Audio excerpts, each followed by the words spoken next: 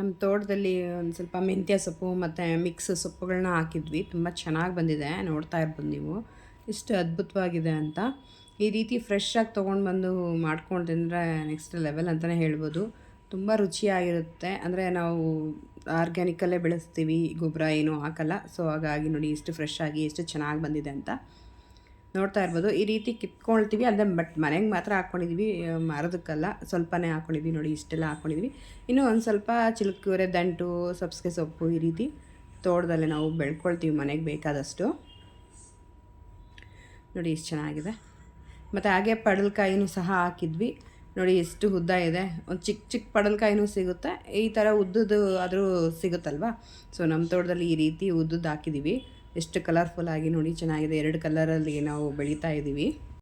ಪಡಲ್ಕಾಯಿ ಅಂತೂ ಸ್ವಲ್ಪ ಜಾಸ್ತಿನೇ ಹಾಕಿದ್ವಿ. ಸೊ ಇದನ್ನ ಮಾರ್ತೀವಿ, ಇಷ್ಟು ತಿನ್ನೋಕ್ಕಾಗಲ್ವಲ್ಲ. ಸೊ ಇದನ್ನು ಮಾರ್ತೀವಿ. ತುಂಬ 2 ಕಲರ್ಫುಲ್ಲಾಗಿ ತುಂಬ ಅದ್ಭುತವಾಗಿ ನಾವು ಇದನ್ನ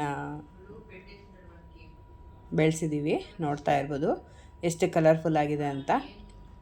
ಈ ರೀತಿ ಫ್ರೆಶ್ಶಾಗಿ ತೊಗೊಂಡು ಬಂದು ಮಾಡ್ಕೊಂಡು ತಿಂದರೆ ಅದು ನೆಕ್ಸ್ಟ್ ಲೆವೆಲ್ ಅಂತಲೇ ಹೇಳ್ಬೋದು, ಅಷ್ಟು ಚೆನ್ನಾಗಿರುತ್ತೆ.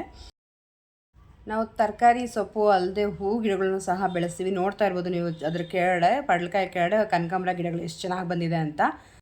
ಇದೆಲ್ಲ ಕ್ರೆಡಿಟ್ ಎಲ್ಲ ನಮ್ಮ ಡ್ಯಾಡಿಗೇ ಹೋಗುತ್ತೆ, ಅವರೇ ಇದೆಲ್ಲ ಬೆಳೆಸಿರೋದು.